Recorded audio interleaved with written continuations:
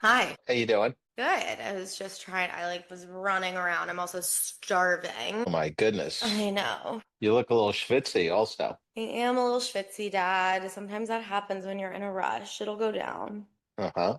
You have a towel or anything to kind of wipe with or You already made that joke on the podcast, so people are going to start to know that you have repetitive humor. but if something's good and it works, why not keep going back to it, I see, I right? see. So, what do we got going today? I didn't even know this was happening. How See, did this is what when did happens when you don't look at the schedule. you spring this like upon me? This is You're attached to the emails. talk about a hot take. I mean, this is I mean, really going look, to be at Medical Morons, we want to get every type of perspective and doctor clinician.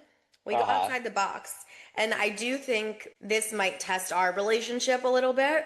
As I think it could definitely do that. I mean, what could be? I was thinking like a little while ago, what could be better than talking to a gynecologist with your daughter? right, like Like who that's like the best intersection I can think of, you know? agreed. Like it's not ideal that it's you and me doing this together. Like It's this like feels more like a girly chat. I sure do. Yeah. Say. But there's lots of business questions to be asked. Yeah. What is a Mona Lisa touch? I don't know. That can be one of your questions. I don't know if I want to ask it though. I'm kind of like, yeah. The old adage for lawyers is you never want to ask a question, of a witness you don't know the answer to. Well, So, good so thing I, that everything is I may, legal. It's I all may be legal. getting in over my head here, to You say may, the but least. we're keeping you young. We're keeping you interested. So she's got several different things going on. So I'm excited to hear how she's gotten like her.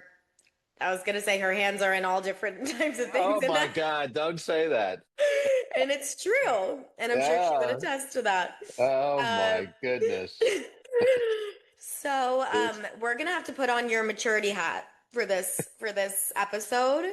I don't think I have it anymore. Lost it. I think I lost my maturity I hat. know. Well, maybe go borrow like everyone else's. You Take want some me to of mom's. go down the hall and knock on someone's door? hmm Because this is what being an adult is part of, is asking Mature questions. questions. Mature Exactly. question. Yeah, Mature yeah, questions. And yeah. so Okay. that's something that I can teach you. Oh, Okay. yes. It'll be fun. How did you meet her? I've never met her. How did you come upon her? Her Instagram handle is Gyno Girl. Of course it is. So it's Gyno Girl, like kind of like a superhero. And she I has feel like I'm like lots of 8 years followers. old and I'm watching, like Porky's or something like that. Like I don't know what that's that how means, this but it feels. feels like it's like sex ed, and you're like, yeah, someone said vagina. Exactly. Yeah. So I'll warn her. I'm gonna like let her know. Like, some men would be very kind of like, oh, so interesting. Like that's not what we're getting here. But yeah. Yeah, if she's expecting highbrow, she's going to be a little disappointed, I think, right? Today, we are joined by Dr. Sameena Rahman, board certified OB-GYN, sexual medicine, and menopause specialist, and the founder of the GSM Collective in Chicago. She trained at UNC Chapel Hill, spent years in academic and hospital based medicine at Northwestern, opened her own private practice, and 6 months ago converted that practice to a concierge model. She sits on the board of the International Society of the Study of Women's Sexual Health. She has a book coming out in September, and to 25,000 people on Instagram, she is simply Gyno Girl, protector of the pelvis. We talk about the business of medicine, why she walked away from the insurance model, what nobody teaches you about running your own practice, and what women in their late 20s and 30s should be asking their doctor right now. Also, my father is here, so we did our best. Not the typical conversation for, a father-daughter duo, but it gives us some laughs. So let's get into it. Do you need to get out a laugh or anything before we? I mean, it's actually I thought crazy. that was a basketball on her shelf behind her, the round thing. I I was mean, like, is that? I was trying to look and see, like, did it have an right, like she autograph could have on other it, passions. like Yeah. a Michael Jordan, signed Chicago Bull basketball. That's what I thought I was looking at. Totally, So totally. Yeah. I did not anticipate what that was. No, So I had and you even missed the vibrators on the top shelf. She kept that out. So that was I didn't good. see that. Oh my No, goodness. no, I like she was speaking on something and I was just kind of like looking around and I was just like, I don't know if my dad's seen that or not. Uh, but you were pretty well behaved. I'll give it to you. I'm very What do impressed. you want me to do? I exactly that. Just Yeah. behave. That's all I asked. That's all I So, asked. so I thought she was a good guest. I mean, I know you were interested in the clinical questions that you asked in particular. I thought that the pivot from academic medicine, then converted into private practice, and now pivoting into a concierge practice is kind of interesting segments of her career Well, path. and I think it's good because I think a lot of my peers are intimidated by not even just intimidated, it's like we don't feel like starting practice. It's like that sounds so like ugh, like extra work, all this stuff that you have to do. And so I think just kind of hearing her thought process, like someone can tell you a million times you won't have the autonomy of having a private practice if you're working for someone else. But to hear her story from beginning to end of how she got from academia to hospital setting into her insurance-based practice and then a concierge practice, you really understand why this is a really great option for doctors. So I'm excited for people to get her insight on that too. Yeah, yeah, for sure. I mean, the fact that she had an office that she could just sort of bolt onto, that's a big help as opposed to somebody who's trying to find office space and has to make the upfront capital investment and equipment, things like that. So I didn't even get that fully. So she and her husband share a medical office. That's what it sounds like. Yeah, I mean, he was practicing at that location 2 days a week, and so there was vacancy there. And I think it was right. a clever idea to leverage the investment he had made in that space. And I mean, we've talked to a number of people who've talked about efficient use of resources, and this is going back a couple of months for sure, but kind of a hoteling type of concept where you book hours a day or days a week. Shannon Seaburin Right. So from you don't Cloud have Med to, Spa. right, exactly. So you don't have to do the whole upfront investment. You can Right. kind of layer into it, which I Yeah. think is a good idea. Definitely. And I mean, overall, passion is driving her in every single direction, is what I gathered. She didn't even like mention, so she has a book coming out. She's like all these different projects. And so it's just funny that she was like, yeah, I feel so free being in my private practice. I could spend time with my kids, but then she's involved in like 18 other different things. Right, right. So it kind of inspired me in that, like, your own uh process is meaningful. So I liked seeing how she's very happy and very fulfilled. Obviously, that's what we all want to do. So I'm excited for her. Yeah, yeah. Great. Well, let's welcome Dr. Rahman to Medical Morons, also known as Gyno Girl. Why did you pick gynecology as your area of practice?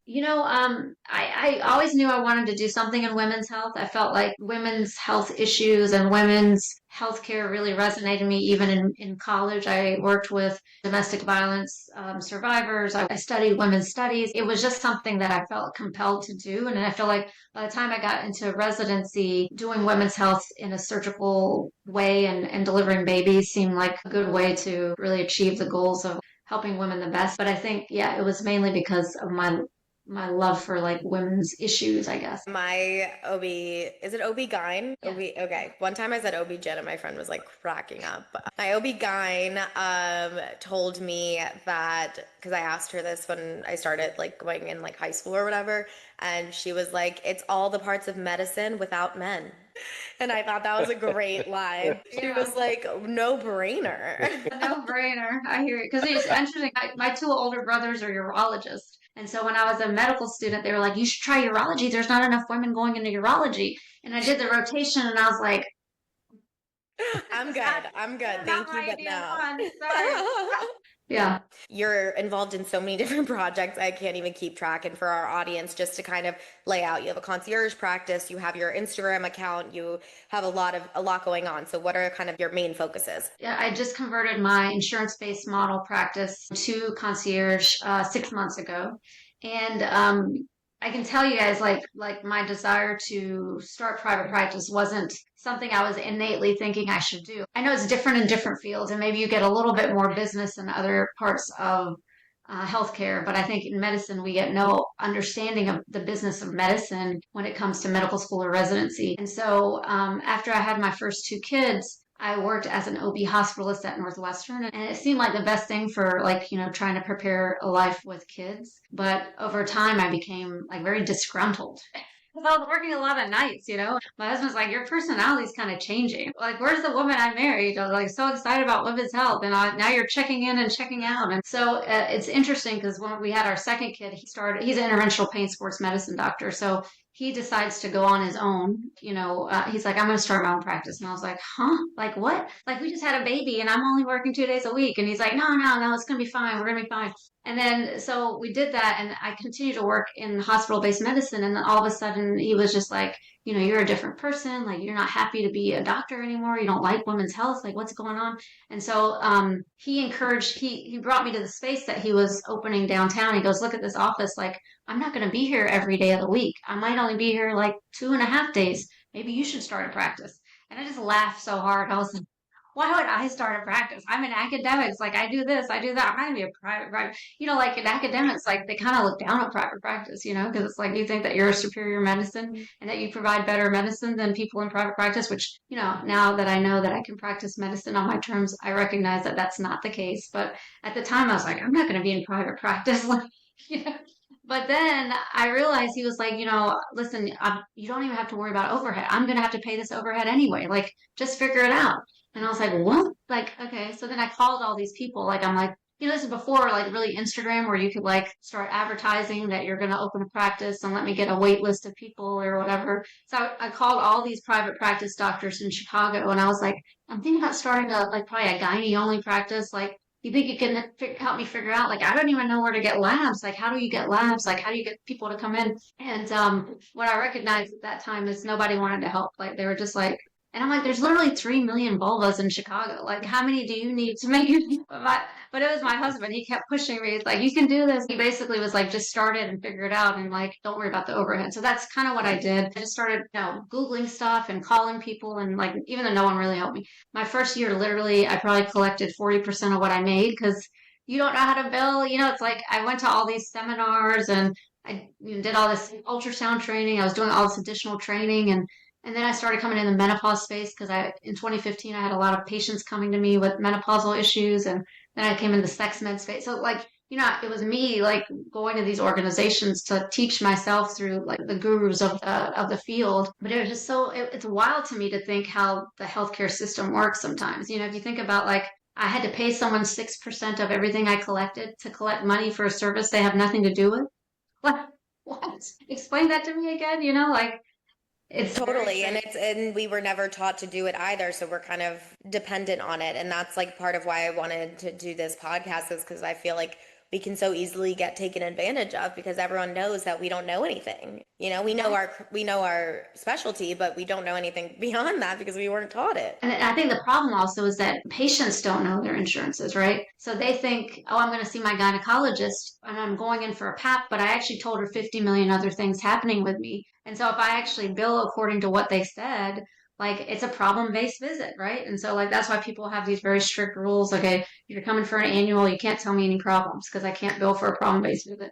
But I think that, they think it's us, but it's really insurance companies that aren't going to pay for it, right? And then Totally. And you have younger patients. I remember I used to go when I was in high school, and I was like, I have my parents' insurance, and I would like show up and I was just like, I don't know, like, what do you want me to do about this? Like, here's the number, and I call my mom, it's like we knew nothing. So it's like you have like the blind leading the blind, and obviously you're the person who works there is, knows something. But I learned that in dental school when my patients had no idea what was going on. And I was like, okay, I'm on the phone with the insurance company. Like, how did this come on me?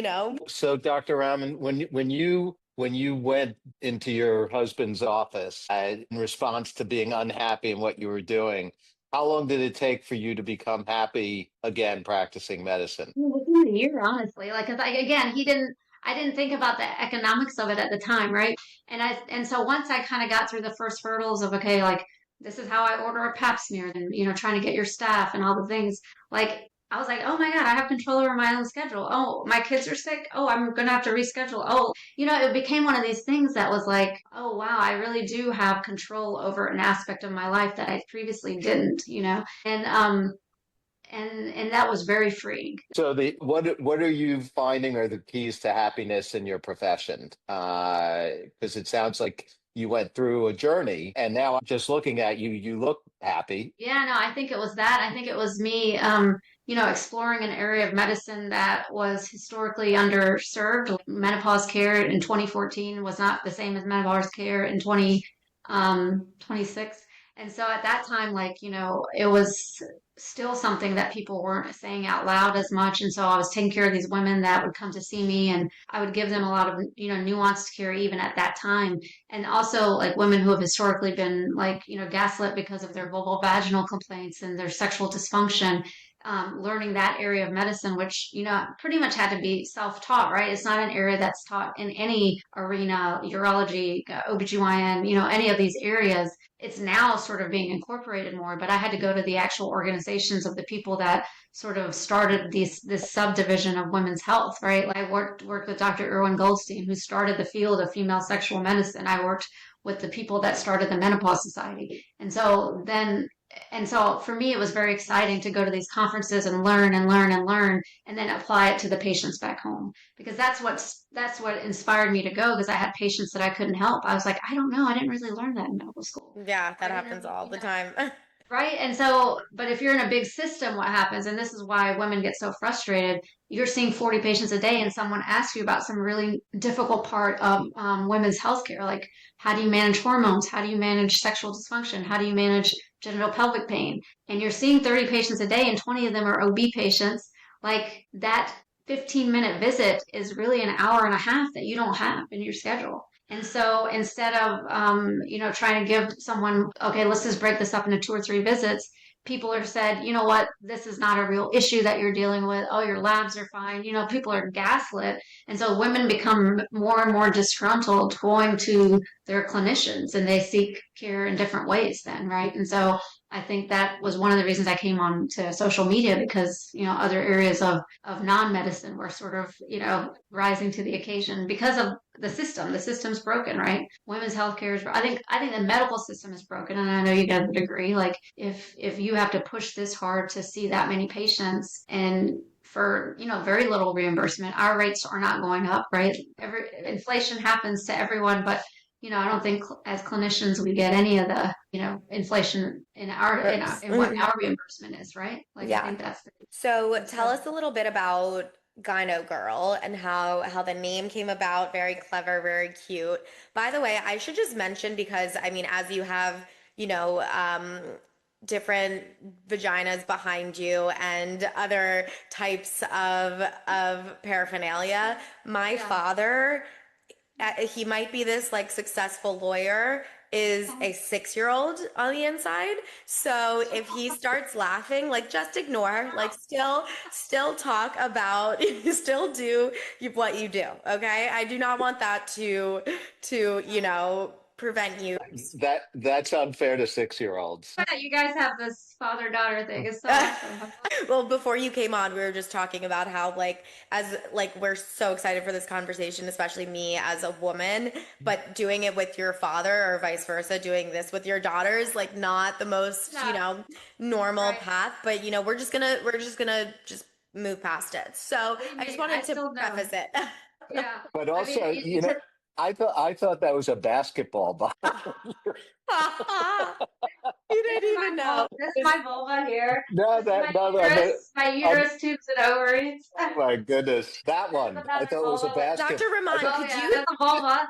But this is a clitoris model, so it showed you like what the actual clitoris looks like underneath here. Oh my goodness! If we Wow. could get some merch from you, that would be great.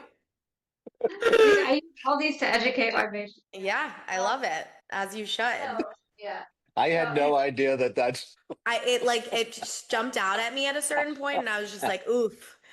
Ooh, here we go. We're just jumping right into it. Good. You say that about your dad. Like my dad's often like will get like someone forward them like, oh look, your daughter's doing this and this, and so he'll say like, oh my daughter. Like I just wrote a book that's coming out in September about sexual dysfunction. What's And it called? it's going to be called Brown Girl's Disease Mark: A Guide to Sexual Health and Empowerment Through a South Asian Lens. So it's about all the issues of sexual dysfunction that come about, but I also give like a cultural twist to it.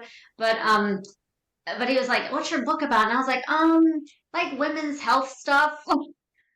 It's just like women's stuff. Like, don't worry about it. Like women's stuff. Don't worry about it. It's not that serious. Yeah. You don't need to know. I can't even say the words in front of it, right? Like, I'm Yeah. like, oh, no. And like half the time I'm like, I'm just talking about hormones and stuff. Yeah, just don't. Whenever you say women's stuff, guys are like, okay, yeah, Okay, we're good. okay, Yeah.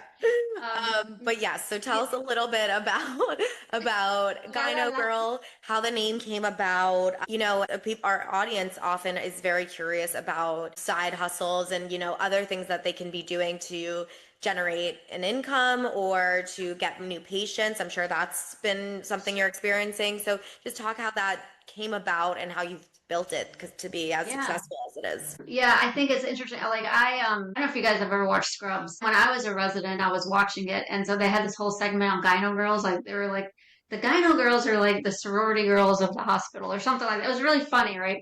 And so when I first moved to LA, I was kind of obsessed with like TV and stuff, and so I got to go to the Emmys and I met the cast of Scrubs actually.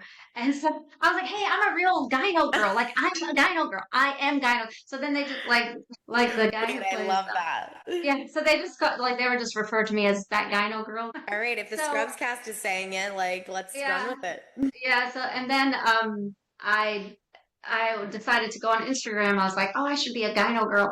And my husband and my kids are obsessed with comics, and they're like, oh yeah. I was like, and so I was telling my husband about it. He goes, yeah, but don't be a sorority girl. Be a superhero. Be a gyno girl with a uterus on your chest. I was like, okay, yeah, that's a good idea. So instead, I was because you know the comics are like an obsession in our household. So yeah, I'll be gyno girl, like protector of the pelvis. So then I decided to go on social media and on YouTube in order to educate about women's health issues that I felt like were either too taboo to be discussed or not discussed in the right way. And then, yeah, it's become a thing for me where like now I have a podcast. And so I would say like, you know, in terms of monetization, I haven't been that successful at really, you know, I mean, I'm about to hit 10,000 followers on YouTube, which I guess is, you know, something is I've made a little, you know, bit of change off of that. But I think that more than anything, I get like one or two patients a month who come to me because I heard your podcast or because I saw you on social media. So especially like now that I've converted to concierge, if I convert one or two patients to actual members of my practice, that actually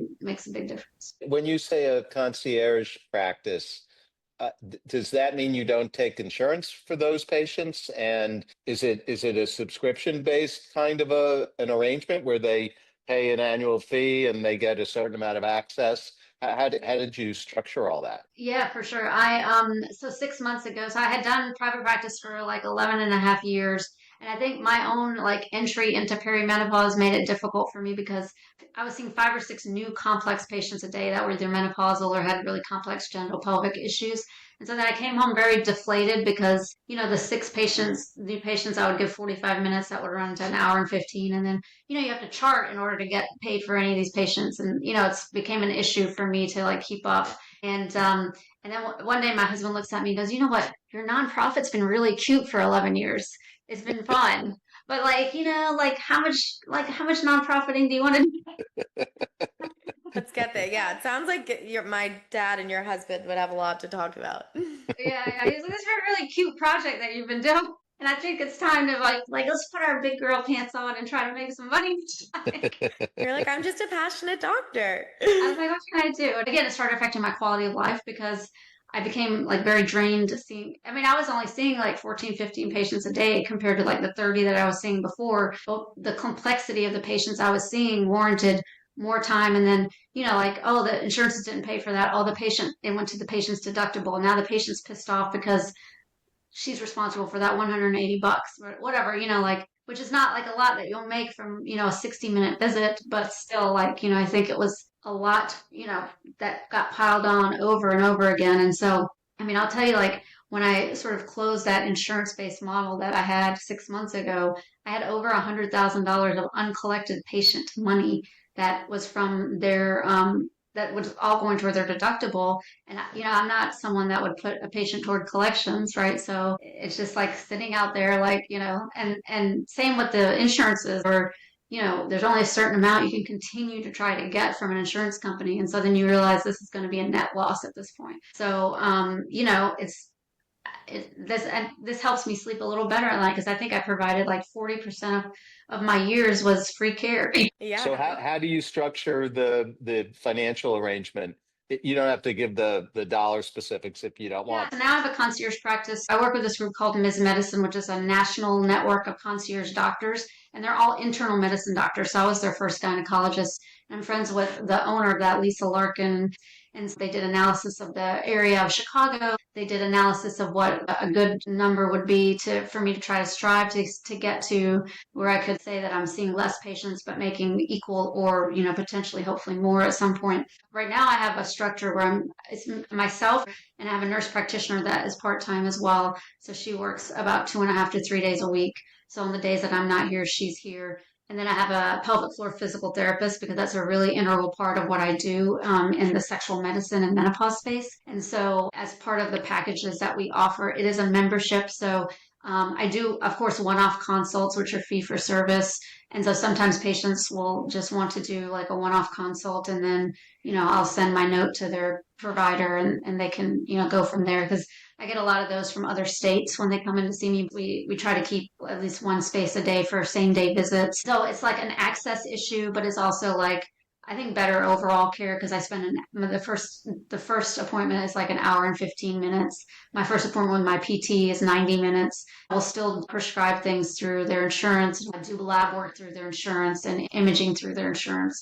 But a lot of it is also preventative. Like, we want to try to make sure, is for these menopausal women, especially, that we're on top of their cardiovascular health and their cognitive health and all the things, to try to help and make sure that we're doing all the breast cancer and colon cancer screenings and getting them to the right locations. So a lot of our listeners are my age, which is 30, or early in their career, but not as early as people who didn't have to go to graduate school for 7 to 11 years or whatever it is. And family planning is a later plan, because, you got to get your career going. But what are things, when it comes to egg freezing, or I know endometriosis is something you've talked about, like, what are things that people who are like 29, 30, 31, if you're not already looking to have kids, what kind of questions should you be asking, labs you should be getting, just so people can be ahead of the problem, rather than at 35, they're like, shit, I should have done that 5 years ago. Yeah, no, I think there's a lot of issues around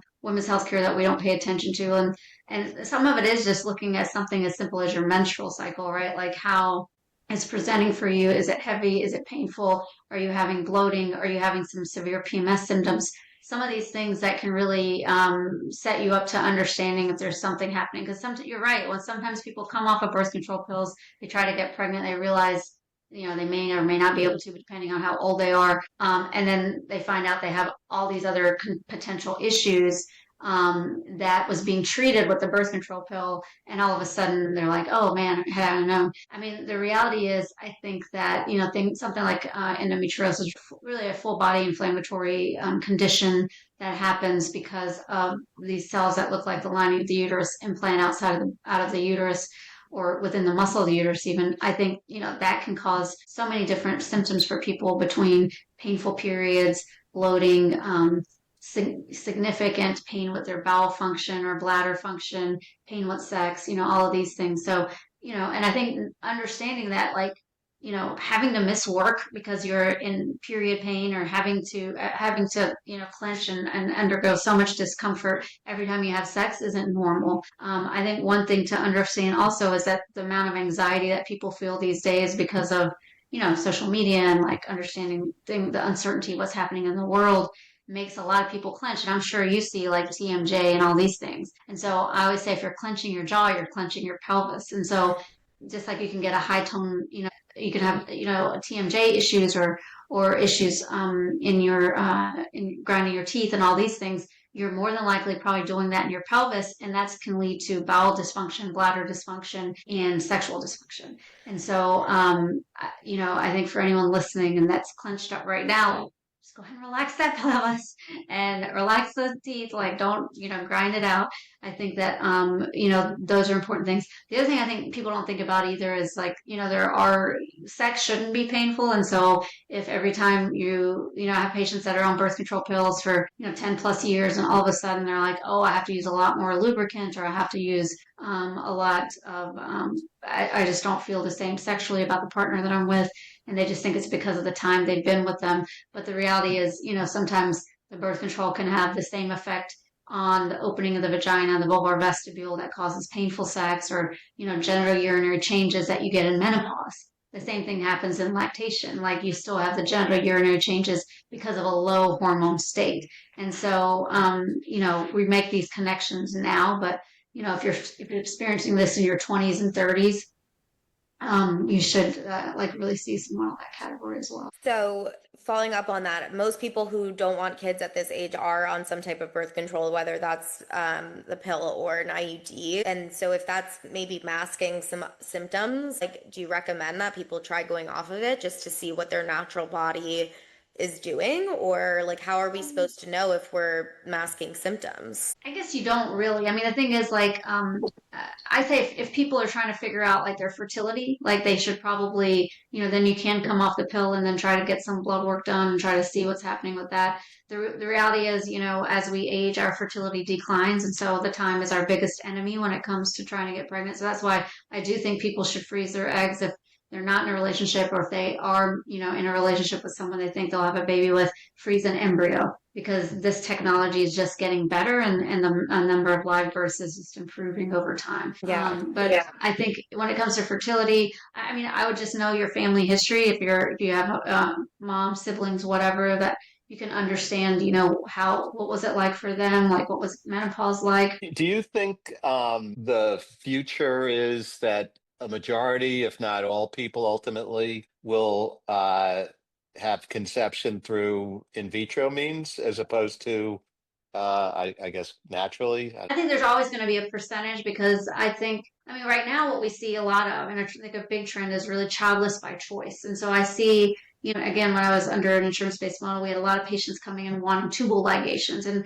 my urologist colleagues and family tell me the same thing, that a lot of people coming in for vasectomies. And so there's I think this underlying sort of childless by choice thing that's happening. And so will people change their minds when they get into their late 30s, early 40s? Potentially, and that's where I think the IVF might come into play a little bit more. Also, the science is trending so that people can actually select gender and other genetic aspects and things like that. So I guess, the science fiction side of it is at some point it's going to be superior to do it in vitro than to do it naturally, because the control around it is so much greater. There's definitely, if you really want to try to get out some of the genetic issues in your family. I have patients who are BRCA carriers, bring an 80% chance of breast cancer in their lifetime, right? So, specifically, they want that gene out of their gene pool. And so they can actually test out for some.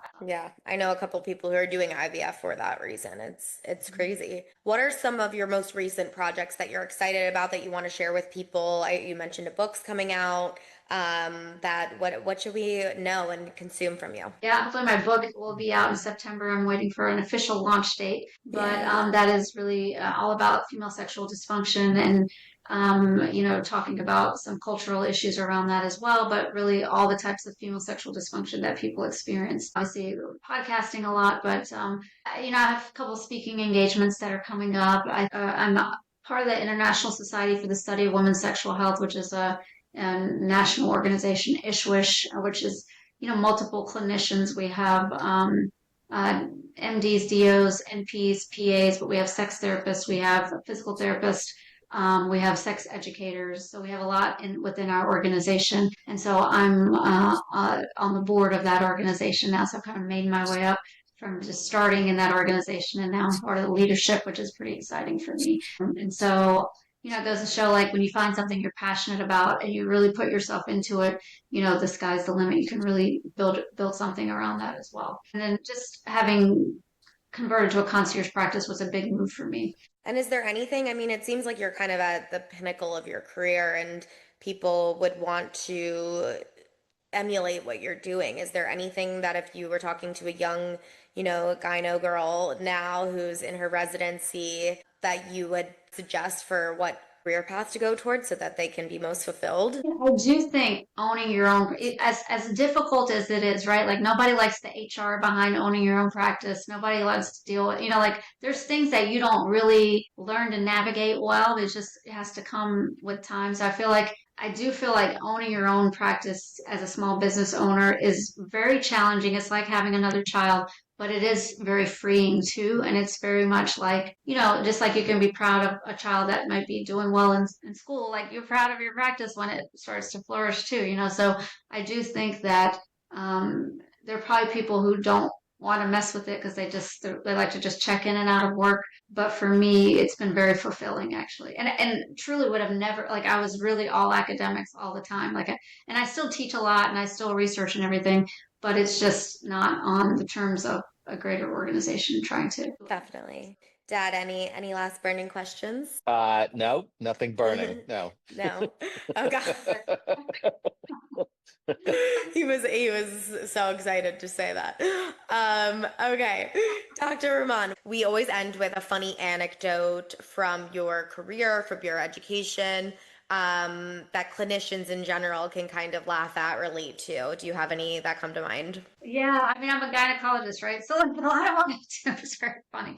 But I think that I think about this incident in residency that always makes me laugh. I was a resident in Worcester, Massachusetts, and there was some patient. It was a patient who was in labor, and she was there, and there was another patient in labor, and they apparently shared the same father and who happened to be there at the same time, and unfortunately they got into a fight, like a fist fight, right in front of all of us. The pregnant women? The two pregnant women, yes. And that itself was not the funny part. The funny part was how one of my resident friends, like my best friend in residency, whose father is a police officer, just like jumped to the scene and like was like, and they and the way that she did it was so impressive, actually, that they started calling her Combat Ninja Queen or something after the couple. It was like she was just so dominating. But it just goes to show there's so much that goes into what we do, and it was a little scary at the time, but just what came after that was like she was like the ninja queen that like could control any environment, and that was. Oh, your next project, not that you have room for another project, but if you thought about it, is a gynecologist medical show. Like this, like I mean, that should have been on Grey's Anatomy. Like I know. an opportunity to have same father, the two women right next to each other, like that. There's a lot of material. She jumped right up like as if she was in like, and I was like, where did you learn how to do that? Because she was doing jujitsu, so she was trying to like. I mean, these like you're breaking up a huge fight. It was so interesting, and she just did it with such authority, and it was just amazing. That wasn't funny itself, but the consequences of her being labeled as such was very. And they didn't train you for that in medical school, I'm guessing, right? Yeah. And speaking of ninja, one of my patients calls me the Pap Ninja because I really approach all my pelvic exams in a trauma-informed way, so I try to make it the least discomforting as possible. And I use these special speculums and everything, and so I did her pap smear, and she goes, wait, did you do the pap? And I was like, yeah, typically. And she goes, you're a pap ninja. I mean, all these names, it could be worse. Gyno Girl, Pap Ninja, like I'm digging it. That's amazing. Okay, last thing. Where can everyone follow you, find you if they want to learn from you and consume all of your expertise? Yeah, I'm Gyno Girl on Instagram.